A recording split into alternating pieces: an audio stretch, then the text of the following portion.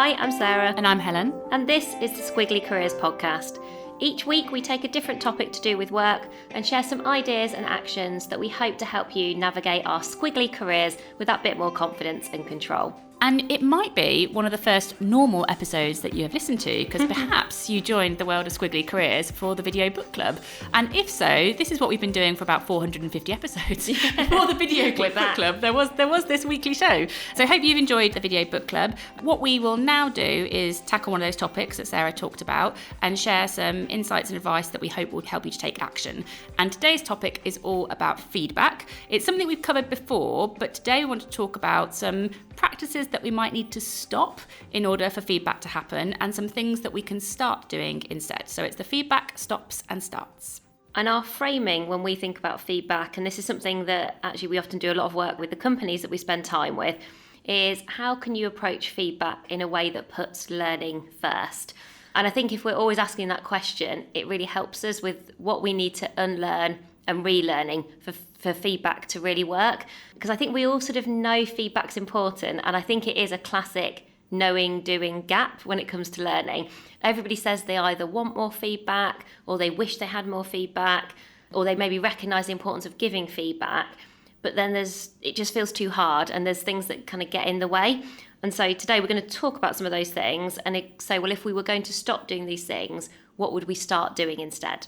I was just thinking, we had our team meeting earlier today, and someone in our team was talking about a programme they were watching where someone was getting some feedback in a kitchen. I think they were getting some sort of critical feedback about something, and the person giving the feedback apologised and said, "Oh, I'm sorry, I'm giving you all this feedback." And the person receiving the feedback said, "Don't worry, I'm here to learn."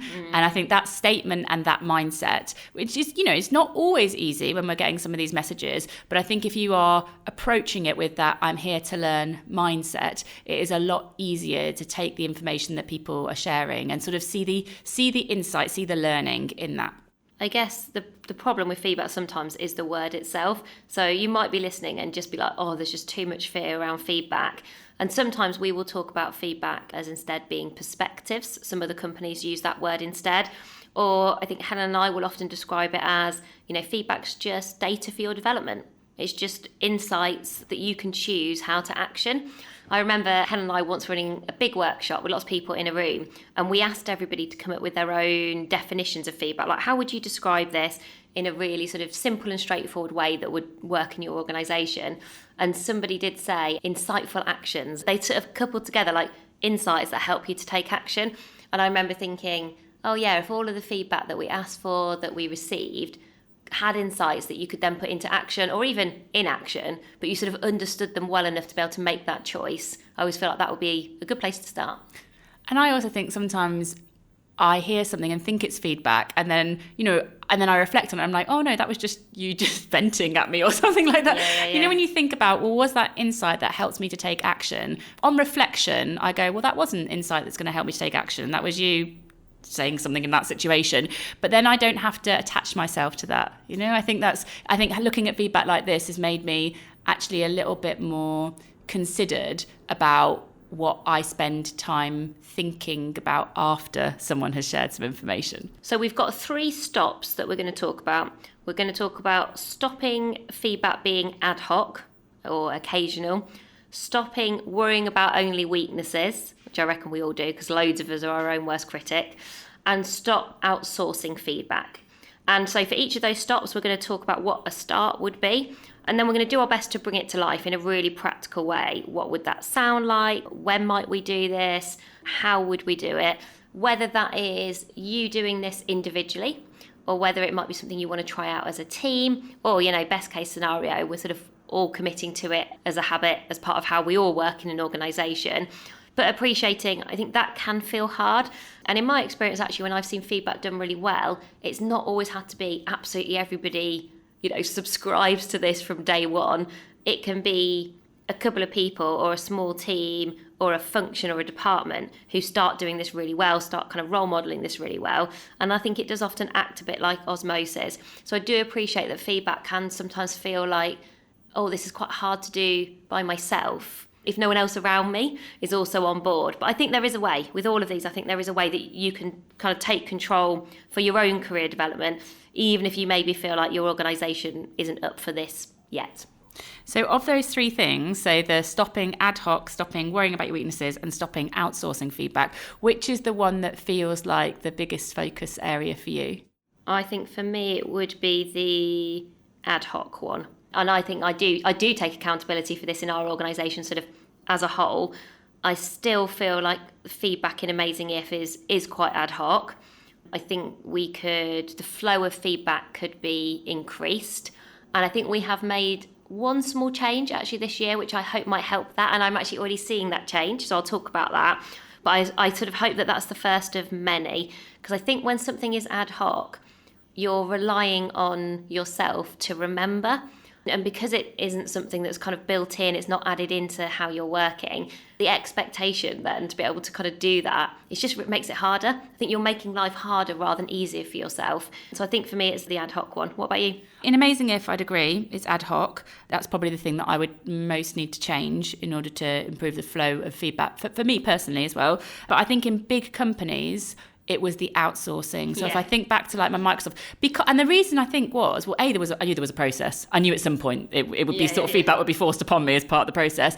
But then I think I used the busy excuse quite a lot. I was like so busy being busy that I thought, well, I've not got time for feedback. And so I'll just wait for the annual process to force it upon me.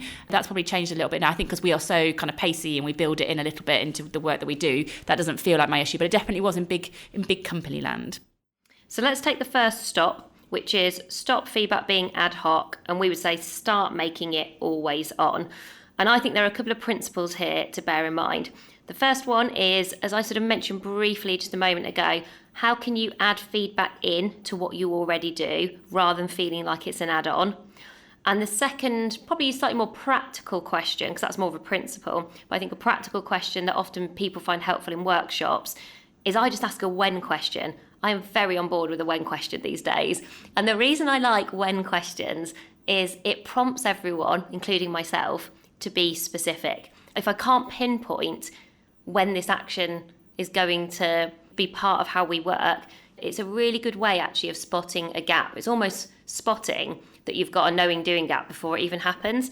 So if you're going to make it much more of a ritual or a regular habit, the thing that I would start with is, when are all the meetings and moments I already have in my week when I could add feedback in? So if you just started with your diary or your calendar, could be things like team meetings, could be one-to-ones, could be project meetings. Look for those recurring meetings that sometimes get on our nerves, but those can be really good moments. Look at those things that are quite predictable. Anything that you've got that you feel happens quite frequently, is there an opportunity to sort of add feedback into those moments in a sort of kind of quite an easy way? I think we are looking for easy actions here. It's not like you're going to turn a one-to-one with your manager into a feedback conversation every time. I think we are talking here about asking your manager maybe one feedback question in a one-to-one, not turning the whole conversation into feedback. And I think that's sometimes, again, what stops us from doing this. We kind of build it up as this really formal thing that, almost like then dominates the discussion and is going to get in the way of all the other work that everyone needs to get done. Whereas I think we're actually talking here about like small tweaks that can actually make quite a significant difference. These are, as Sarah said, they're simple questions, and we'll include some of them in pod sheets so that you can, copy and paste them into your meetings. But it could be me saying to Sarah, can I just get some fast feedback from you? What do you think I'm doing well at the moment in terms of my contact with the team? And what do you think would be even better if that I could be, a bit more intentional about for our next couple of meetings? And then just get a little bit of feedback from Sarah in that moment. Sometimes you might want to send that to people in advance. So I might say to Sarah, in our meeting later on, I'd love to get a bit of fast feedback. 2 questions on my mind are. So it's still in the same meeting, but I've just given Sarah a bit of a heads up. I think that sort of very much depends on the person that you're asking and kind of whether, like Sarah would probably always benefit from a little bit of time to think, because you would always want to give me a really considered answer, whereas you can generally put me on the spot and I'll be able to think quickly. But we'll include some other questions. But yeah, I think this is the adding in thing are quick questions that you can ask people. They don't feel too difficult for them to respond to. They don't require a huge amount of preparation. And really, the more the better, because the more of these quick questions you ask, the more data you'll collect for your development and the more themes that you'll start to spot. And in the words that Helen was using there, things like even saying, can I ask for some fast feedback? You framed it. So I think our top tip here would also be around when you're asking or kind of giving feedback, frame it in a way that makes it kind of easier and more in the moment. So rather than going, oh, what was good about our meeting today? So Helen and I did have a team meeting today. So I could say to Helen, what do you think was good about today's team meeting? What would be much easier for Helen to answer is if I said to her, well, what do you think was the best thing about our team meeting today? And what's the one change you'd make for next time? Helen could probably do that right now because I've put a 1 in there. So I've made it easier. We don't need to get reams and reams of data. I'm like, some data is better than no data. I think most of the time we're not getting it. And the risk here, I suppose the stick more than the carrot, is that if we do this in an ad hoc way, the quality of that feedback is so much worse. Because we've got these sort of patchy, inaccurate memories, typically if you wait for feedback, what you get from people is a lot of recency bias, because that's just what's front of mind for people. And it's not going to help you to kind of paint a picture of then what you could do differently or what you could keep doing to kind of really increase your impact. So it often like the usefulness, I always think for feedback and for anything we do, there's a kind of a usefulness scale. And the more ad hoc feedback is, I think the further down the usefulness scale it goes, the more frequent it is, almost like little and often, that's often how you kind of get better. So I think anything that you can do to just think, how can I just make this really easy? How can I frame it? Fast feedback, like you even said the word like quick there. Quick questions, fast feedback. I think your framing and the format of feedback is really important for this one. So Sarah talked about framing. Second thing on format, this doesn't always have to wait for a meeting to happen. No. This could happen over, if you use something like Teams chat or whatever you're using at work, it could do that. We've done on WhatsApp. Like really think about, where am I already talking to this person and how could this be the place where the feedback happens, rather than that kind of very ad hoc thing. We tend to get in sort of wait mode for feedback. I'll wait till I'm together in person with my manager, or when we've got a spare 5 minutes. I mean, whoever has a spare 5 minutes. Yeah. I always find as well, if I wait, I just don't do it. Yeah, of course. There's like all these reasons, particularly if you've got some confidence gremlins about feedback. They're just going to grow. The longer you wait, I think the bigger the gremlins get.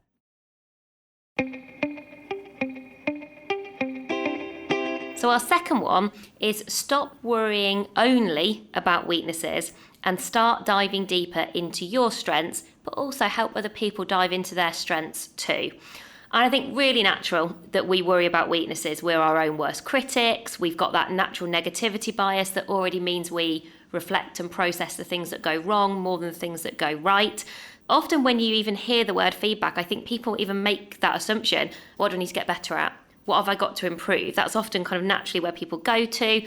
And sometimes when you talk to people about delivering feedback, they don't think about delivering all types of feedback. What they are thinking is, well, how do I have a difficult conversation? How do I deliver a hard to hear message about something that someone might not be as good at?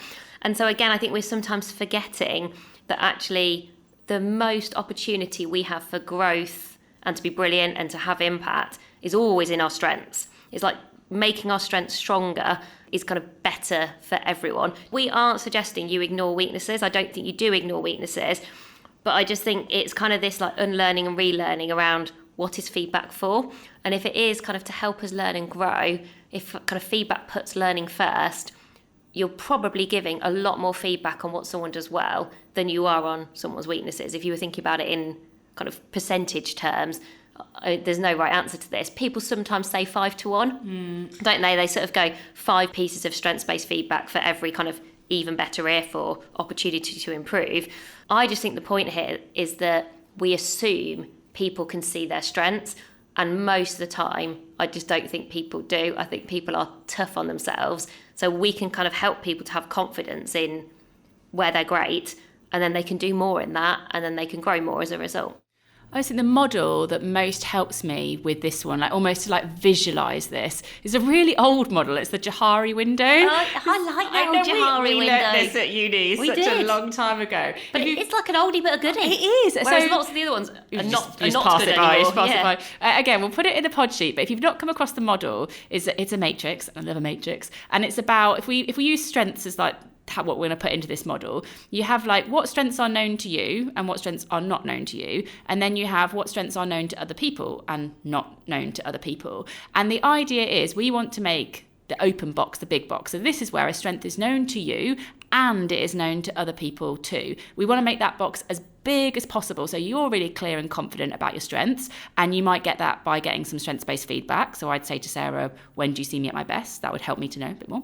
And also, other people know what your strengths are as well. And you get that by showing up with your strengths, stretching them into new situations. And the bigger you can make that box, the better it will be for your impact at work. And to be honest, your engagement at work as well, because you're using the stuff that gives you energy. And, if we're focusing on our weaknesses, we're not getting strengths-based feedback from other people, that box will just be smaller. So I always kind of think, make the box bigger. And that's sort of better for everyone. Better for you, better for the people that you're working with too. And a model that doesn't work, which I always think everyone knows, but do you know what? I test this, and sometimes people are still surprised, is get rid of that feedback sandwich as a way of delivering messages around strengths and weaknesses. So kind of the feedback sandwich is, I'm going to talk to Helen about today's team meeting. I'm going to tell her something good, something bad, and then something good again.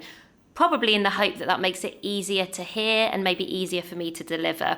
But obviously all that happens when we do that 99% of the time is people ignore all the good stuff. They fixate on the weaknesses. You might have actually really meant the good stuff, but that's got lost. So that was a waste of time, almost kind of giving that data. And also it can feel a bit manipulative. It can feel like you're kind of trying to hide it. And in all of Helen and I's research, we have never found any support for that working as a kind of way of delivering. One of the things that I think is often useful to remember is strengths and weaknesses feedback don't need to go together. I think it is almost better starting to connect the dots between what we were talking about first.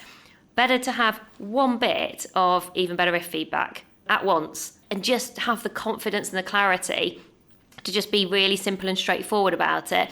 And the same with strengths feedback. I think people sometimes feel a bit apologetic about just asking for feedback on their strengths or just giving someone feedback on their strengths. They almost feel like, I must find something that isn't quite as good. You're like, you don't have to. And on strengths feedback, one of the things that we often recommend is this idea of brilliant because. So go beyond just positive praise and just add that because, add the why behind the well done. It takes you 30 seconds more and actually just brings to life for somebody like what is it that they've done that's been so great. And we always love the 3 words exercise. So what 3 words would you use to describe me at my best? And often when people have sort of get that data back, sometimes there's surprises because maybe they have got those blind spots that Helen described. Maybe it gives them confidence that they're kind of doing the things they want to do. Or maybe it just makes them realise that actually they've got some gaps, there's some strengths they want people to see that other people are not seeing at the moment. I do really like strengths feedback as team exercises actually as well, because I think it's a really uplifting, positive thing to do as a group. So you could go round if you've got a smallish team and sort of go, I see you at your best when, like everybody could kind of go around and just do that. You could put post-its on the wall. So you could put everybody's name around the wall and everyone writes the 3 words for that person. So all of you get loads of words all at the same time. Also, maybe that's quite nice to kind of do it in a sort of, you're moving around, you're on your feet, not quite as intense, like doing the eye contact thing. I think that would be really nice as well to see not just your own words, but to see all of the really positive words from everybody else. I had a slightly random version of that. I think yours works much better, a post-it, you're all in that room together. I had a slightly weird version of that on a course once where there was about 12 people on the course and you'd been together for a week on the course, and it was on the Friday, and individually each person got sent out of the room, and then everybody had to talk about that person for about 10 minutes and write on a flip chart, basically like all the brilliant things they'd seen. So it was all positive. Yeah. But that 10 minutes... We sit there just like tense. Yeah, really tense. And obviously you knew it was just going to be good stuff because you had done that for, the other 11 people in that room. So you knew there's nothing really to worry about. But sitting in there, and it was walking back in the room, and they're like, here's your gift. Here's your giant flip chart with words. And then you sort of took it home with you. What do I do with it? So that was a bit weird. I prefer your suggestion of, we're in a room, we've got post-it notes, and then I think you can cluster as well, which could be really interesting. Like, look, you could go to your own board and you could do your own clustering, couldn't you? Yeah, look at clusters. I think that'd be nice. I had a version of what you've just described. Actually, maybe this is like formal courses for you. When I did that program over at Harvard, because you lived with the people that you were doing the program with, it was a bigger program, but you lived with like 5 or 6 people. And they were sort of your group for the week who you're doing like case studies with. And at the end, they wrote you a letter. But everybody contributed to the letter. So it'd be like, Sarah, it's been a joy or a pleasure. They wouldn't have probably said this. Spending time with you. I'm literally having to make it up because I'm like thinking they would never. Have you still got that. The letter? I have. I have. As somebody who didn't keep their baby scans, it is weird. But you've kept a letter about yourself. Yeah. I love it. I mean, You know when you need to really keep your ego in check? I think that is a really... It doesn't make me sound good. But yeah, I'm not very nostalgic and I don't keep very much. But that I did keep because it just felt like they'd really thought about it and they'd really thought about me. And I was like, oh, I feel like they've also put quite a lot of effort. So I do remember keeping that. And then you read them and then you had to send a letter to yourself. They posted it for you and it arrived 6 weeks later. And it was like kind of you giving yourself a motivational speech. I am good. I am good. I think I've still got that as well. And it does say something like, you are good, you can do these things. Because I think I'd got quite a lot of imposter syndrome when I went to Harvard, being like, oh my God, everyone's going to be so much smarter than me. And I was like, I mean, that sort of is true. Some of them were incredibly smart. But I was like, but it's also fine. Yeah. I was smart enough and I could still contribute and it was okay. It's kind of like that feel-good folder that some people have, don't they? I do think thinking about where you're going to put this feedback. So you know when you've received it, what we have both just talked about is like having somewhere that you can go back to or refer to in those moments where maybe you are doubting yourself or those gremlins do creep in could be quite useful. And I hadn't kind of taken it quite as far as that, but actually when we've talked about it, what's funny about those experiences that we've described is they were actually really memorable because it's like something that's really stuck with us. And I do occasionally go back. Usually we've done something for work and I'm keeping some sort of work memorabilia. I have a work memorabilia box. I know, so do I. Mine's mainly got cups in it. We just have a lot of cups from our career. So weird. We won't go there. In my cup memorabilia box, which is what I've got, they are in there. It does remind me, maybe it's helpful to have that data in kind of one place and maybe think about what that might be. And so our final stop is to stop outsourcing feedback. And what we would want you to do is to start owning your feedback. So we tend to outsource feedback when we rely on a manager kind of making it happen, or maybe it's an internal process, like the annual feedback cycle.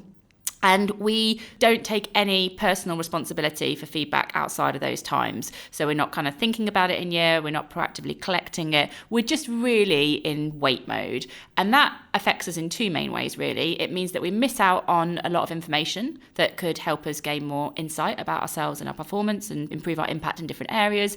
But I also think when we are in that kind of outsourcing mode, that we don't develop the skills, we don't develop feedback skills, we don't have these range of questions, we don't have like the confidence to ask different people. I really think it's a bit of like a career catch-22. Like until you start doing this more frequently and owning it, you can't develop the confidence. So if you're stuck in this cycle of outsourcing feedback, it will continually hold you back in your career. I think that's the big issue. And you can take action. There are lots of simple ways that we'll talk through now that you can really start owning your feedback. Well, I think if you are a bit stuck about like where to get started with owning your feedback, I would look at your week and think, where do you have the most control?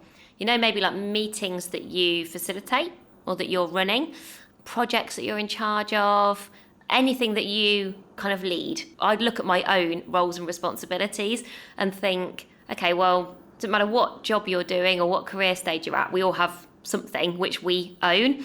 So I would maybe not start with owning feedback. I'd be like, well, what do I own at work? Oh, I own this process, I own that project.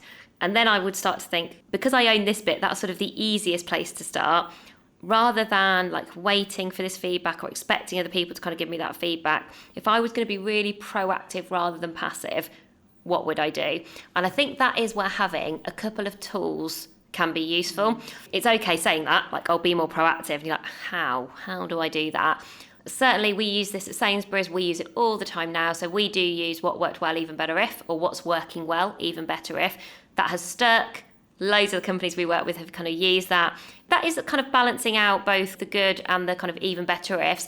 I think that often works really well to get started because it's not very personal. So if Helen and I today were like, there's a difference between me saying to Helen, what did Helen do well at today's team meeting versus going, let's do what worked well, even better if for today's team meeting. It's sort of outside of us as individuals. And so when Helen talked about practicing, doing things that aren't too personal, that are more about sort of systems or processes, can just sort of build up your confidence. Also means that you can do it as a group, and also easy for everybody to have a go. If we all did one what worked well, one even better if, usually most people can do that. The other thing that Helen and I were talking about is, and Helen and I do this actually, sometimes we will write them down first rather than, being influenced by what's gone before you. If we all wrote down one even better if or one what worked well, and then you get everybody to say them, people are definitely kind of saying their reflections. And then you'll see, are there loads of similarities or actually are there loads of differences? So I think I found that of all the tools that I've used, that has been the one that's kind of stuck the most. Plus people turning positive praise probably into strengths-based feedback.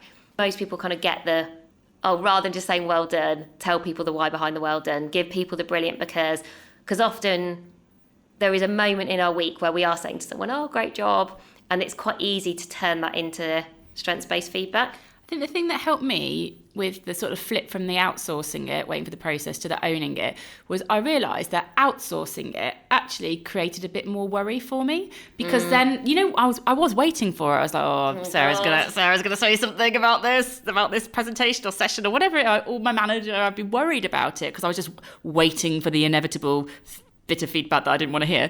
Whereas as soon as you start owning it, it means you're asking for it. So I choose who I ask, I choose when I ask, I choose how many people I ask, and suddenly I'm more in control. And it doesn't mean every message that you hear is what you want to hear. It doesn't mean that, but it does mean that I just feel much more in control of the conversation. And so I worry about it far less now because I'm just much more proactive about asking it. So I think that's been a real reframe of like, well, why bother doing this? Like, just because it's just easier and you have more control over the conversations when you own it. And I think when you own feedback, it's a good reminder that you have a choice about what to do with the feedback that you receive. I think this is a kind of really fine line because we do want to be open to listening to people's perspectives. Sometimes feedback will surprise us. It doesn't mean that it's wrong. But sometimes people will give you feedback and you'll think, that doesn't feel right for me. That doesn't connect with who I am and kind of how I want to show up. And so when you start owning feedback, you remind yourself, I've got a choice. It is ultimately up to me whether I choose to change. I might decide to go and talk to some other people first. So if it has been a surprise, is that one person's point of view, or is it actually 10 people's point of view or 5 people's point of view? Is this something that I want to do differently?